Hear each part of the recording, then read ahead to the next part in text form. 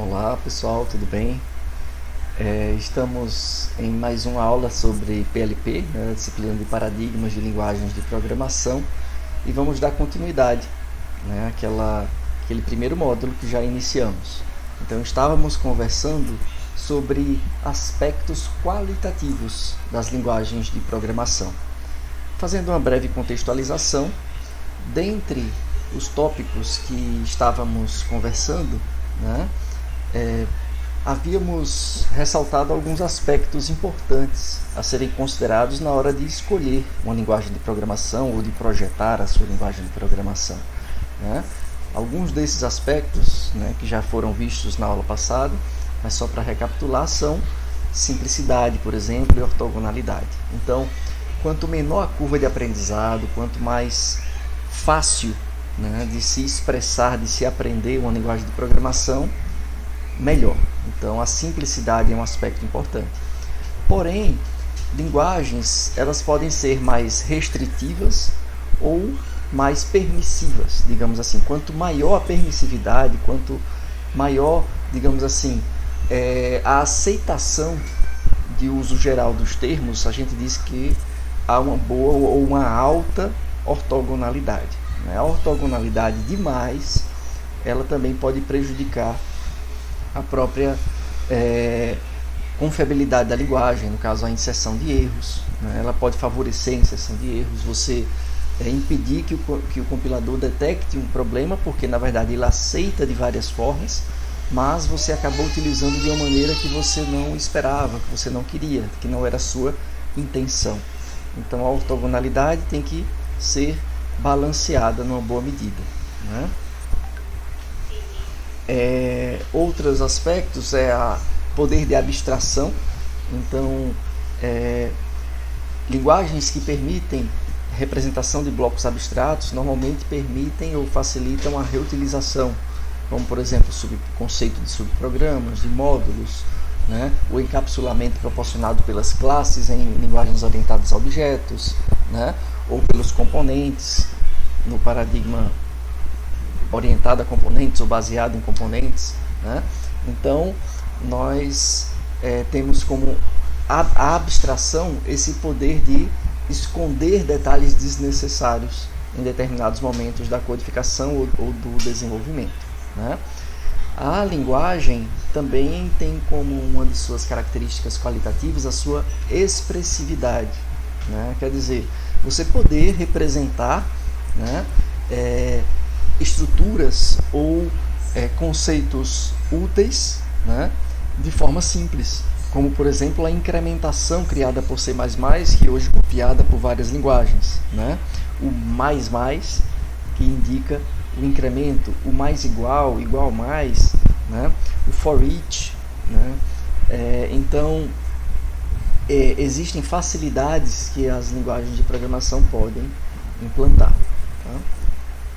Isso aí seria a expressividade, né?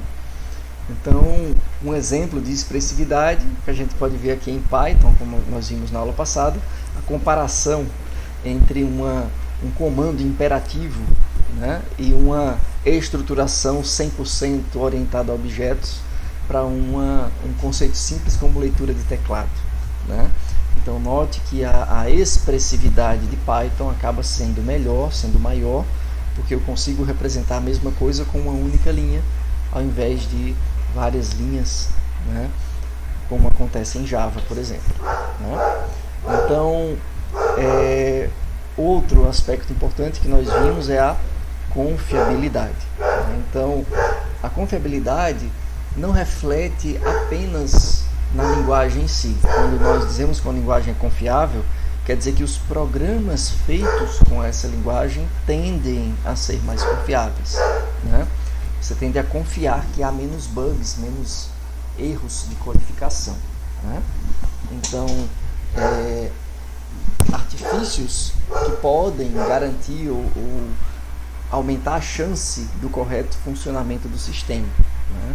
Linguagens que têm bibliotecas de apoio a teste de software, por exemplo, né, como o JUnit, como o PyUnit e assim sucessivamente, né?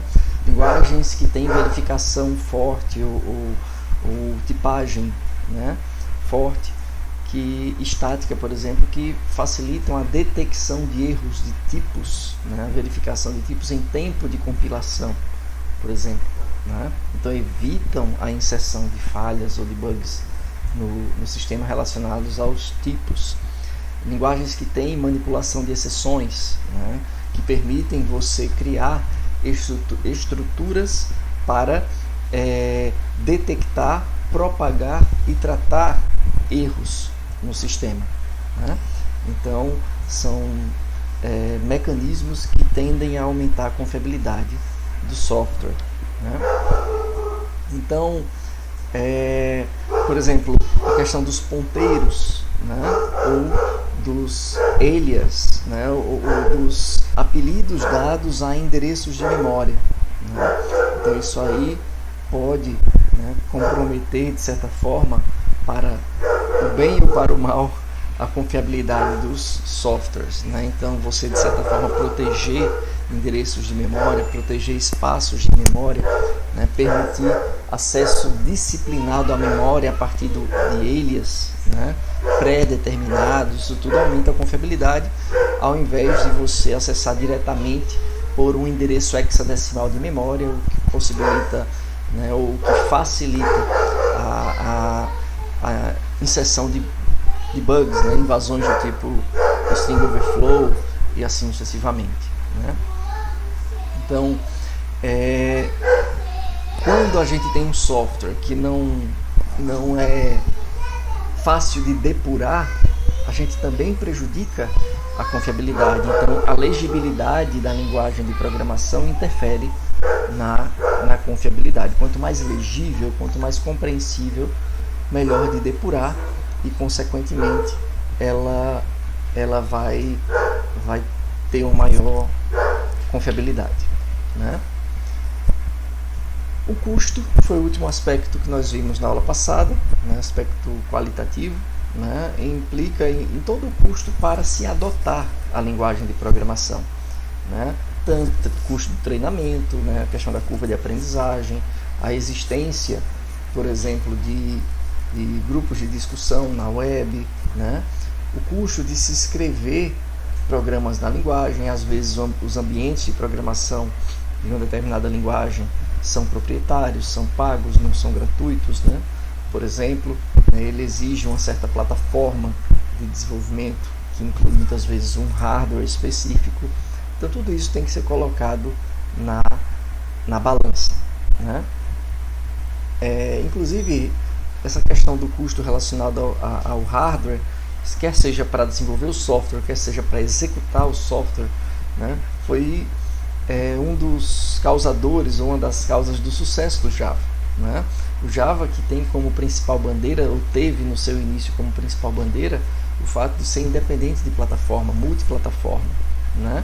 Então, a não exigência de um hardware específico para executar o software, né, foi um apelo interessante, né? Você programa uma vez e executa em diversas plataformas, né, em servidores Solaris, Unix, Windows, né, o que hoje não é tão incomum, né, mas na sua época, né, na época do início, né, da proposta da linguagem, isso foi uma inovação, digamos assim, né? O custo do software também pode ser calculado como o custo do consumo de hardware, né, e de tempo também na sua execução. Então, quando se tem compiladores que otimizam o código, compiladores que otimizam o consumo de memória, que otimizam o uso de recursos como processadores, também vai gerar economia, né? Hoje em dia, a gente tem muito hardware sob demanda, como por exemplo na Amazon Web Services, na IBM Bluemix, na Azure da Microsoft também. Então a gente tem redes que oferecem hardware, né, sob demanda.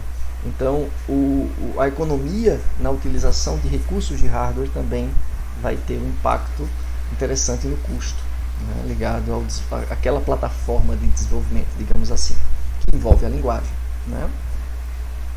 Então, a existência ou não de ambientes ou de compiladores ou de interpretadores gratuitos, né? E o custo, claro, né, como eu comentei, para execução dos programas. O custo da detecção, da identificação de bugs e correção de bugs, então o custo do teste, o custo de se aplicar manutenções perfectivas, aquelas manutenções que você não encontrou bug, mas está preparando para aumentar a qualidade do software, preparando no sentido de prevenindo, né, algum bad smell, como estava tentando pensar em um termo em português, mas o termo utilizado é bad smell, né? Você está prevenindo, né, algo que tende a ser fonte de bugs, mesmo que ainda não foi detectado, ainda não apresentou nenhum bug, né, relatado, mas você pode fazer manutenções perfectivas para evitar esse tipo de coisa. Também manutenções corretivas quando o bug já é presente, né, já foi detectado. Então, quanto menor o custo de realizar as manutenções, né, melhor também, né, assim como o custo de detecção do bug, né. Então, o custo em si é um fator importante, né. Então, continuando na nossa aula, a gente tem outros fatores, né, como a implementação, né, a disponibilidade de plataformas, a possibilidade de execução em diversas plataformas, o reuso do código em diversas plataformas, se há necessidade de recodificar parte ou todo, né, a eficiência no sentido de otimização da execução do programa, né, a competência da sua equipe ou de equipes que possam dar suporte a você em termos na linguagem de programação. Então, se você tem à disposição exímios programadores Java, dê um peso maior para considerar a linguagem Java. Se você tem exímios programadores Python, dê um peso maior para a linguagem Python, né? Porque é um fator importante, né? A competência na linguagem de programação, ela evita a inserção de bugs, ela reduz a curva de aprendizado no sentido do gasto, né, com esse tipo de despesa, né? A portabilidade ou a necessidade de se utilizar em plataformas diferentes. Então, se há essa necessidade, considere com maior ênfase tecnologias que permitam, como hoje em dia está em alta JavaScript e Flavors JavaScript, né, ou Flutter, ou seja lá, né, qual for a linguagem ou a plataforma que tem essa característica de desenvolver para diferentes plataformas móveis, né? Então, ambiente de programação, né? Ambientes facilitam teste, ambientes aumentam produtividade, então facilita a execução controlada, né, da plataforma enquanto está sendo desenvolvida, né? Então, qual o modelo de computação que você está utilizando, né, que você precisa? Por exemplo, se você vai precisar de muito processamento em língua natural, qual tipo de processamento em língua natural? É um processamento sintático, um processamento semântico? Será que você vai usar machine learning? Será que você vai precisar, né, de big data, né? Então, qual o modelo de computação que você está usando? É um modelo mais heurístico, é um modelo mais pragmático, é um modelo mais lógico probabilístico, né? Ou qual o paradigma que mais se adequa ao tipo de representação do seu modelo? Então isso aí também é algo que é interessante, né? A arquitetura do computador disponível para execução, né? Hoje temos duas arquiteturas predominantes, ambas baseadas na arquitetura de von Neumann, né? Por exemplo, a arquitetura x86, a arquitetura ARM, né? Mas tem outras, mas ambos esses exemplos que eu comentei são baseados na arquitetura de von Neumann, né? Que é aquela arquitetura baseada em processador, memória, né? E unidade de lógica aritmética. Então, essa arquitetura clássica, né, de uma CPU é a arquitetura denominada arquitetura de von Neumann.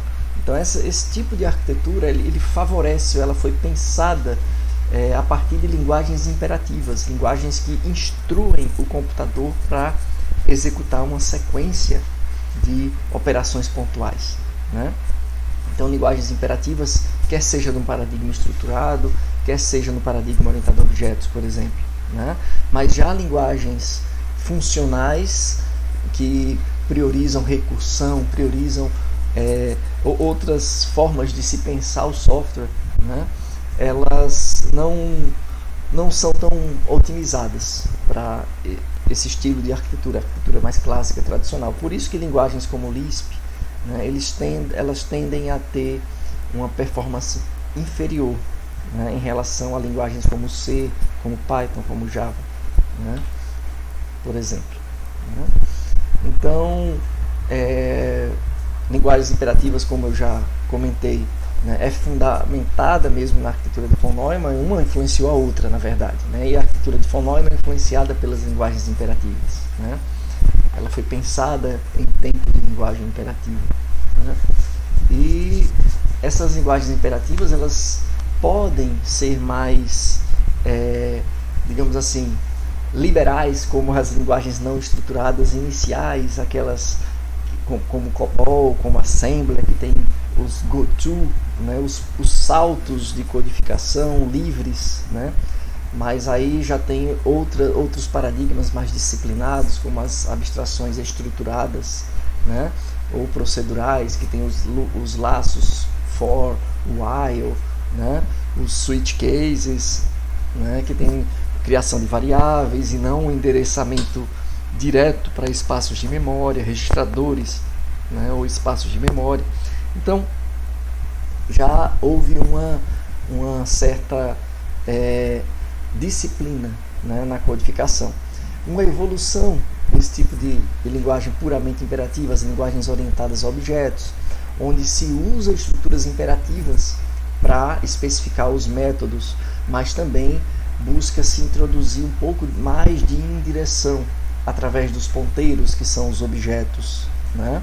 E, claro, a relação entre esses objetos e entre os grupos de objetos, que são as classes, que envolve o conceito de tipo abstrato de dados, o conceito de ligação entre os tipos, como a herança, o polimorfismo, ou os tipos de polimorfismo, né? O mais conhecido, o polimorfismo de inclusão, que é o polimorfismo de herança, né? Então, esse tipo de evolução das linguagens imperativas, como é o caso da orientação a objetos, priorizam a reutilização de código, né? Claro, se perde um pouco de desempenho, no sentido de que pode gerar um grau maior de indireção, pode gerar um consumo de memória um pouco maior, né? Quando eu digo desempenho, eu não quero dizer apenas tempo de execução. Algumas linguagens orientadas a objetos, inclusive, não registram perdas significativas de tempo de execução em relação a linguagens estruturadas como C, né? Há estudos que mostram que o tempo médio de execução de um programa em Java é similar, em alguns casos até melhor, em outros sutilmente pior, do que programas em C, né? O problema maior de um paradigma mais abstrato, como um paradigma orientado a objetos, está no consumo de memória, né? Que aí sim, pode ser que aumente um pouco, né?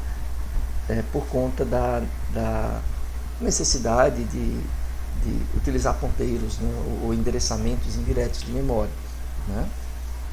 Mas claro que há artifícios de contornar isso, como o uso do static, por exemplo. Mas aí há limitações também e boas práticas nesse sentido, né? Não foi feita para usar tudo estático, né? Mas há decisões de projeto a serem tomadas, né? Há possibilidades. Então, há também linguagens lógicas, né? Como é o caso do Prolog, por exemplo. É uma linguagem declarativa, onde o foco não é instruir o computador, né? Quando a gente pensa em uma linguagem declarativa, uma linguagem imperativa, ou uma linguagem derivada da imperativa, como a linguagem orientada a objetos, o paradigma de pensamento é algoritmo como uma receita de bolo, algoritmo como uma sequência de instruções que o computador precisa executar. Já uma linguagem lógica, o paradigma é totalmente diferente. A gente vai ver Prolog, a gente vai ver exemplos e vai estudar Prolog integrado à linguagem Java, por exemplo, né?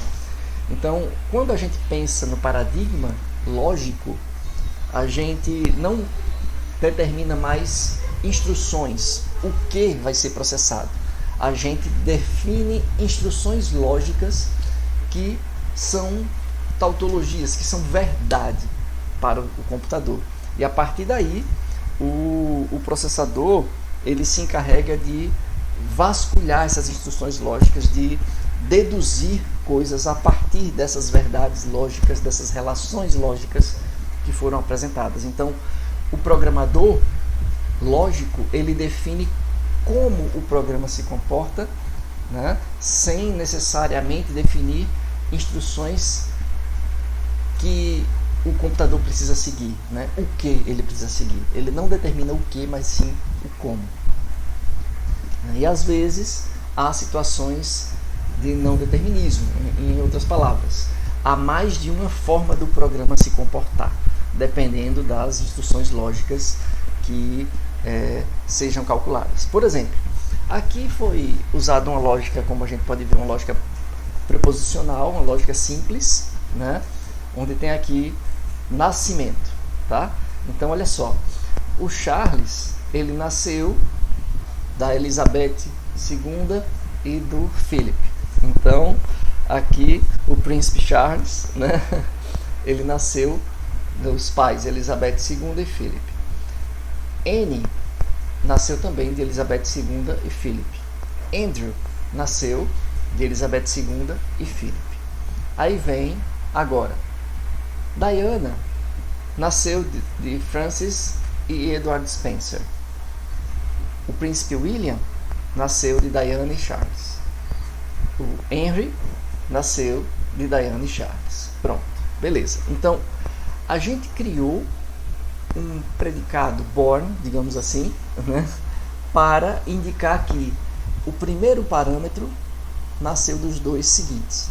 Então, a partir do momento que você escreveu apenas isso em Prolog, note que não tem um if, não tem while, não tem for, são expressões lógicas. Você poderia colocar aqui, por exemplo, a expressão neto, a expressão avô, e você pode definir a partir de duas expressões born, ou de três expressões born, ou dependendo da relação, né? Então você pode criar predicados novos, aqui usando os predicados antigos, tá? A gente vai ver isso quando for ver Prolog. Isso aqui facilita muito a construção de gramáticas linguísticas, por exemplo. O problema é o tempo de execução, né? Não é o forte, né? Por não ser imperativo. Mas vamos lá, isso é cena de próximos capítulos, né? Então olha só como é uma pergunta em Prolog. Born, Charles, Elizabeth II e Philip. É verdade ou não? Aí o Prolog vai buscar moer aqui as engrenagens lógicas e dizer sim, se for verdade, ou não, se não for verdade, tá?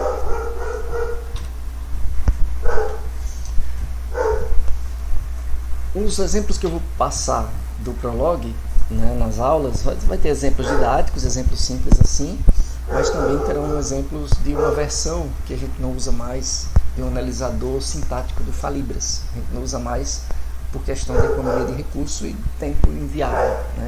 Quando a gente colocou uma gramática mais complexa da língua portuguesa, ele ficou extremamente lento e se tornou inviável, mas é um exemplo bem interessante para ser apresentado.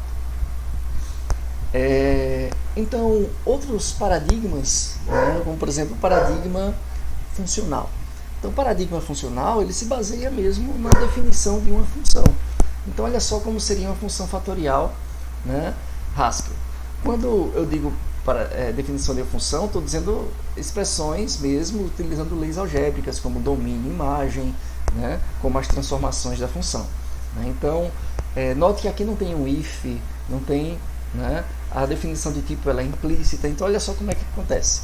Fatorial é uma função que liga um inteiro a outro inteiro.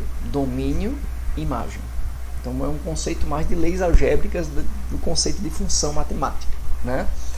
Beleza, então fatorial tem domínio inteiro e imagem inteira. O fatorial de 0 é 0. Né? Já o fatorial de n, tal que n maior que zero, note que aqui implicitamente tem uma espécie de if, né? Ou switch case, se for zero ou se for maior que zero. Né? Então, o fatorial de n tal que n maior que zero é igual a n vezes fatorial de n menos 1.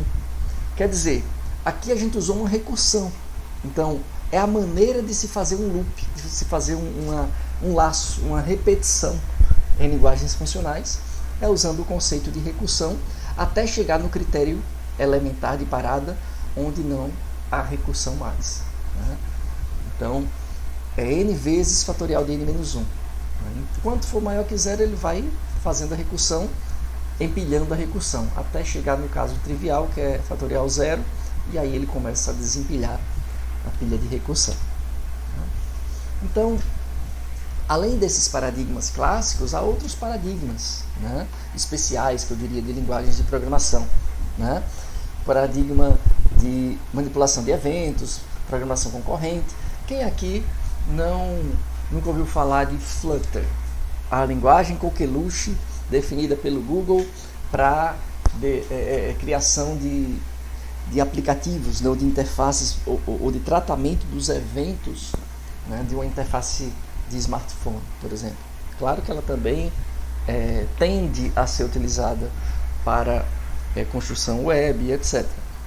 Mas ela tem como uma das suas principais características a adoção de um paradigma baseado em eventos, né, que é concorrente, que envolve concorrência, eventos concorrentes. Então, a maneira de se pensar uma interface Flutter, uma interface gráfica Flutter, é totalmente diferente, porque você não está preocupado em definir funcionalidades, mas sim reações a determinados eventos. O que acontece se clicar aqui? O que acontece se arrastar aqui? O que acontece se eu segurar o dedo aqui? Então, você tem também sequências de eventos ou concorrências de eventos que torna relativamente difícil de construir um programa.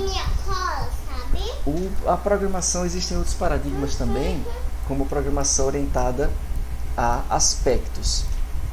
E a programação orientada a aspectos, ela pode ser combinada com outros paradigmas, como, por exemplo, a programação orientada a objetos. A gente vai ver uma tecnologia aqui na disciplina chamada AspectJ, que ela é uma extensão da linguagem Java para incorporar, né, o paradigma orientado a aspectos nessa linguagem. Tá? Outros paradigmas, como programação orientada a agentes, programação orientada a componentes, né, o desenvolvimento baseado em componentes, ou também conhecido como desenvolvimento centrado na arquitetura de software. Então a gente vai conhecer alguns desses paradigmas extras, não todos, né? Alguns, porque não dá tempo de ver tudo na disciplina. Com relação aos métodos de implementação, né? Claro, né? Tem linguagens que são compiladas, tem linguagens que são interpretadas, tem linguagens que têm um pré-processamento híbrido, né? Como é o caso do Java. Né? Java tem o compilador oficial, beleza, mas tem outras JVMs, né? Tem compilador Lisp, Fortran, C, etc., como o GCC. Né? Python. Qual o interpretador Python, já que Python é uma linguagem interpretada? Por que Python tem tantos interpretadores? Né? CPython, PyPy, Jython, IronPython, Brython, RubyPython. Quer dizer, Python é meio que um laboratório de interpretadores. Né? Por que tantas implementações? Porque quanto mais, é a seleção natural, quanto maior a diversidade, maior a chance de encontrar, né, um destaque ou otimizações que outros não pensaram. Por exemplo, o PyPy, em certos cenários, chega a ser 6 vezes mais rápido do que o interpretador padrão do Python, que é o CPython. Né? Então, é interessante você analisar, você experimentar. Né? Claro que alguns são mais laboratoriais, outros, né, são mais profissionais. Né? Mas é interessante. Então, quando a gente tem um interpretador direto, como é o caso do CPython, né, as instruções são, digamos assim, interpretadas, né, geram uma espécie de código intermediário que eu consigo interpretar no CPython Interpreter, né? Então eu tenho uma espécie de transformador para um código intermediário, como é o caso do Java Bytecode também, né? Mas aí eu tenho um interpretador em seguida que de fato executa ou traduz para uma linguagem mais próxima à máquina, digamos assim, né? E existe interpretadores de interpretadores, como é o caso do Jython, né? O Jython, não sei se vocês já ouviram falar, mas ele é uma espécie de interpretador Python que ele traduz, né, para um código executável, mas não num processador convencional, mas sim numa máquina virtual Java, né, numa JVM. Então, o Jython, ele interpreta código Python e, na verdade, traduz essa instrução Python para o equivalente a um ponto .class em Java, a um código executável, né, digamos assim, em uma JVM, né, uma máquina virtual Java. Então você consegue rodar programas Python usando a máquina virtual Java que você já tem na sua máquina. Então faça um teste, faça esse exercício, né, tente instalar e executar programas Python usando o Jython. Fica aí a dica, né? É uma sugestão mais por curiosidade, né? Mas no fundo você está executando na máquina virtual Java, né? Só para a gente ver que não adianta a gente ficar preso, né, a uma linguagem de programação. É bom a gente conhecer, né? O bacharel em ciência da computação, ele não pode ser apegado a uma linguagem, nem a um paradigma, quanto mais a uma linguagem de programação. Eu já comentei nas aulas passadas isso, né? Então a compilação, né, ela é um artifício de geração para código de máquina, né, como a gente já sabe, ao contrário da interpretação, que interpreta um conjunto de instruções ou instrução a instrução. A compilação, ela traduz o código inteiro para uma linguagem de máquina onde que o processador pode executar diretamente, né? Então o trabalho da compilação acontece de forma mais lenta, uma vez só, mas pode ser otimizado, etc. Mas uma vez compilada, a execução se torna mais rápida do que um código interpretado, né? Então há um conceito de tabela de símbolos, análise léxica, sintática e até semântica, em termos de código mesmo, né? Mas como acontece isso daí? Qual é o passo a passo? Refrescando a memória para alguém que já fez teoria de linguagem ou para quem não fez ainda, dando uma pincelada geral no que seria cada etapa dessa, né? Então, imagine que aqui a gente tem uma instrução de atribuição. Variável A recebe B vezes A mais C. Como isso daqui é interpretado? Como é que a linguagem sabe que isso aqui é uma instrução válida, né? Então existe primeiro um tratamento léxico. Será que eu estou usando os símbolos corretos? O A é um símbolo válido nessa linguagem, o igual, o B, o asterisco, parêntese, abre, fecha, C, né? O próprio símbolo de mais, né? Faltou incluir aqui. Então, são símbolos válidos no tratamento léxico?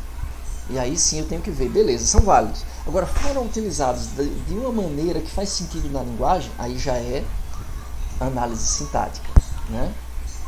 Então, a análise léxica pode se basear em comparar os elementos que eu usei, as palavras-chave que eu usei, etc., numa tabela de símbolos, para ver se são símbolos válidos, beleza? Agora, quando eu quero analisar se eu usei da maneira certa, será que se o asterisco fosse no início fazia sentido? Se o asterisco fosse no fim, o mais, o parêntese abrindo de um lado, fechando do outro, ou abrindo sem fechar, né? Quer dizer, será que a maneira como eu usei os símbolos foi correta? Aí eu já preciso de uma análise sintática, uma análise gramatical, né? Para ver se eu coloquei, se fosse uma analogia com a língua portuguesa, será que o verbo está no lugar certo? Será que o objeto direto está no lugar certo? E assim sucessivamente, né? Então, pensando nessa atribuição, A recebe B vezes, entre parênteses, A mais C, aí a gente pode derivar uma árvore sintática da linguagem, né? Aquilo de teoria de linguagens, que a gente vai definindo. Olha, atribuição. Atribuição é definido como um ID o símbolo de igual mais uma expressão. A expressão tem várias maneiras de se definir expressão, desde um símbolo, um ID direto, então eu poderia colocar A igual a C, estaria certo, A igual a B, estaria certo, porque a expressão pode ser simplesmente um ID, como a expressão pode ser um ID asterisco, outra expressão, para indicar a multiplicação, que foi o que foi utilizado aqui, né? A igual a B asterisco, outra expressão. Essa expressão pode ser simplesmente um ID, que não foi o caso, pode ser um abre e fecha parênteses com outra expressão no meio, que foi o caso, beleza. Aí a expressão também pode ser ID mais outra expressão. Opa, agora chegou perto. E a expressão pode ser simplesmente um ID. Então aqui a gente tem, analisando as folhas da minha árvore sintática, uma possibilidade que satisfaz, né? No caso dessa combinação dessa árvore sintática, A igual B vezes, abre parênteses, A mais C, fecha parênteses, tá? Então, analisando as folhas, né, a gente tem que essa possibilidade está correta sintaticamente. Isso aí é pensando em projeto de linguagem, né? Você criar a sua linguagem, né? A partir do momento que está correto, você pode fazer a sua análise semântica, digamos assim, gerar um código intermediário que representa a intenção de execução, né? Esse código pode ser otimizado e etc. E finalmente gerado um código que seja interpretado pela máquina, né? Então a interpretação pura, como é o caso até de alguns interpretadores Python, né? Você tem um código fonte e instrução por instrução é feita uma interpretação para o código de máquina. Isso é muito bom quando se quer depurar, no sentido de que se tiver um bug no meio do código, um erro sintático, ele vai executar parcialmente, ele executa até chegar naquele erro sintático, porque ele é interpretado instrução por instrução. Então você vai acompanhando a execução, quando chegou ali, você descobriu que parou a execução, tem um erro sintático, mas você já pôde exercitar a parte do código, a parte que estava escrita corretamente. Então, é possível uma execução parcial de um software interpretado, né? É mais fácil depurar nesse sentido. Só que o processo de execução é mais lento, né? Porque a cada instrução é feita uma nova geração de instruções, de código executável, né? Na verdade, é uma interpretação, então, para cada instrução. Então, normalmente exige mais memória, né? Porque é como se a compilação e a execução estivessem acontecendo ao mesmo tempo, né? Então, exige um pouco mais da máquina e acaba correndo o risco de prejudicar o tempo de execução, né? Então, o compilador, ele tem o inconveniente do seu código objeto ser direcionado para uma máquina específica, para um processador específico. Então, eu tenho um programa que eu compilei para uma arquitetura x86. Se eu quiser executar numa arquitetura ARM, eu vou ter que recompilar usando um compilador que gere código objeto para a arquitetura ARM, né? Então, os compiladores, eles geram código específico, mas em compensação, uma vez gerado, a execução tende a ser mais rápida, né? Então, o código gerado, o resultado final é um resultado específico, né, de uma máquina. Agora, existe uma solução intermediária. A solução intermediária, por exemplo, a solução adotada pela linguagem Java, pelo .NET da Microsoft. Quer dizer, o .NET usou uma solução até mais interessante, né? Mas vamos falar primeiro do Java. O Java gera um código intermediário, mas é um código que é o mesmo para qualquer máquina virtual Java. E a máquina virtual Java é que faz essa última interpretação para código de máquina. Então, o código de uma máquina virtual Java, o bytecode Java, ele não é tão distante de um código de um processador de von Neumann, né? De um processador, seja x86, seja ARM, né? Então, o processo de interpretação do bytecode para uma linguagem x86, uma assembler x86, por exemplo, é muito mais mais próximo. Então, não exige um tempo ou um recurso, a exigência de recurso de processamento alto para fazer essa interpretação, já que o conjunto de instruções é mais reduzido, o conjunto de instruções é muito mais próximo, o mapeamento é muito mais direto, né?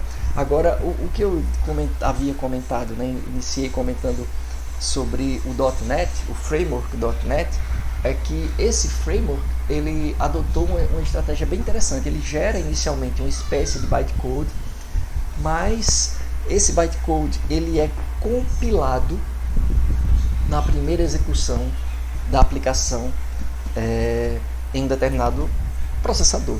Então, ele é compilado em bytecode, uma espécie de bytecode.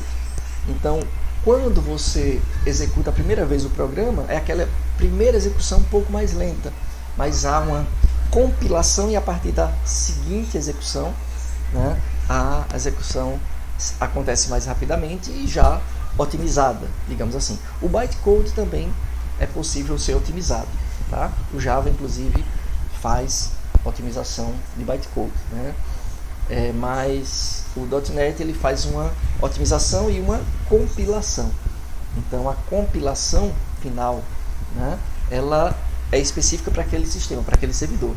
Se você instalar e implantar aquela aplicação em outro servidor de outra arquitetura, ARM, por exemplo, aí ele vai fazer a compilação na primeira execução e as demais já estão compiladas para ARM, né? Então é